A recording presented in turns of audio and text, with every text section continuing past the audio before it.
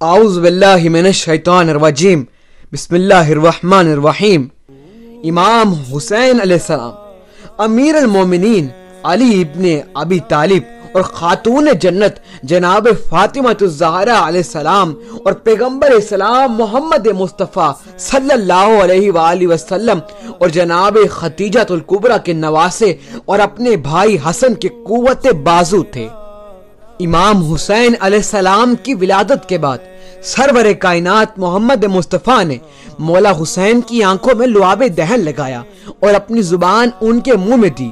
اس کے بعد آپ کے داہنے کان میں اذان دی اور بائیں کان میں اقامت دی، پھر دعائے خیر فرما کر حسین نام رکھا۔ یہ نام اسلام سے پہلے کسی کا بھی نہیں تھا، اس لیے کہ یہ خداوند عالم کی طرف سے رکھا ہوا ہے۔ اب سرور کائنات نے جناب فاطمہ سے فرمایا، بیٹی جس طرح حسن کا عقیقہ کیا گیا تھا اسی طرح حسین کے عقیقے کا بھی انتظام کرو، اور جس طرح حسن کے بالوں کے ہم وزن چاندی دی گئی تھی اسی طرح حسین کے بالوں کے ہم وزن چاندی دو۔ اس طرح رسم عقیقہ ادا کی گئی۔ اب اللہ تعالیٰ نے مبارکباد دینے کے لیے حضرت جبرائیل کو زمین پر بھیجا۔ اب حضرت جبرائیل بے شمار فرشتوں کے ساتھ زمین کی طرف آ رہے تھے، لیکن راستے میں ان کی نظر ایک ایسے فرشتے پر پڑی جو زمین میں زار و قطار رو رہا تھا۔ آپ اس کے قریب گئے اور سارا ماجرا پوچھا۔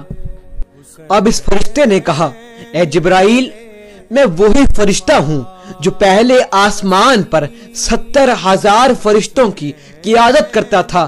میرا نام فطرس ہے۔ جبرائیل نے پوچھا، تجھے کس جرم کی سزا مل رہی ہے؟ اس نے کہا، مرضی معبود کو سمجھنے میں ایک پل کی دیری کی تھی، آج یہ سزا بھگت رہا ہوں۔ بالوں پر جل گئے ہیں، یہاں تنہائی میں بیٹھا ہوں۔ اے جبرائیل، خدا را میری کچھ مدد کرو۔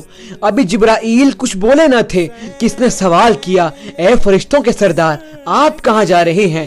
اب جبرائیل علیہ السلام نے فرمایا، نبی آخر الزماں محمد مصطفیٰ صلی اللہ علیہ وآلہ وسلم کے ہاں ایک فرزند پیدا ہوا ہے جس کا نام حسین ہے۔ میں خدا کی طرف سے حضرت محمد مصطفیٰ کے لیے مبارکباد دینے جا رہا ہوں۔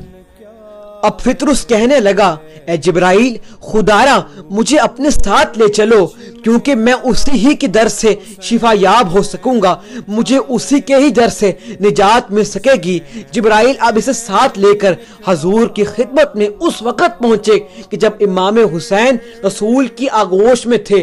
جبرائیل نے سارا ماجرا بیان کیا۔ سرور کائنات نے فرمایا، فطرس کے جسم کو حسین کے بدن سے مس کرو۔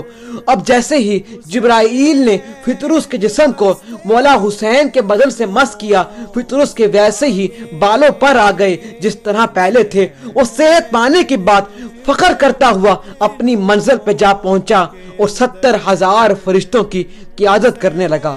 خدا بند عالم نے جو مولا حسن و حسین کو شرف عطا فرمایا ہے وہ کسی اور کو نہیں مل سکا کہ اگر یہ دونوں پشت رسالت میں بھی ہو تو نماز میں کوئی خلل نہیں آتا، اور اگر کوئی ان کو منع کرنا چاہتا تھا تو آپ اشارے سے روک دیا کرتے تھے، اور ایسا بھی ہوتا کہ رسول اس وقت تک مشغول رہتے جب تک بچے خود آپ کی پشت سے نہ اتر جائیں۔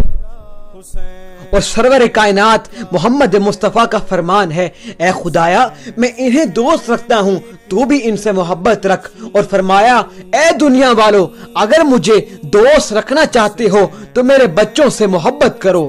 سرور کائنات محمد مصطفیٰ صلی اللہ علیہ وآلہ وسلم فرماتے ہیں کہ جب میں شب معراج پر سیر آسمانی کرتا ہوا جنت کے قریب پہنچا تو دیکھا کہ باب جنت پر سونے کے حروف سے لکھا ہوا ہے، خدا کے سوا کوئی معبود نہیں، محمد اللہ کے حبیب ہیں، علی اللہ کے ولی ہیں، فاطمہ اللہ کی کنیز ہیں، حسن و حسین اللہ کے برگزیدہ ہیں، ان سے بغض رکھنے والے پر خدا کی لعنت ہے۔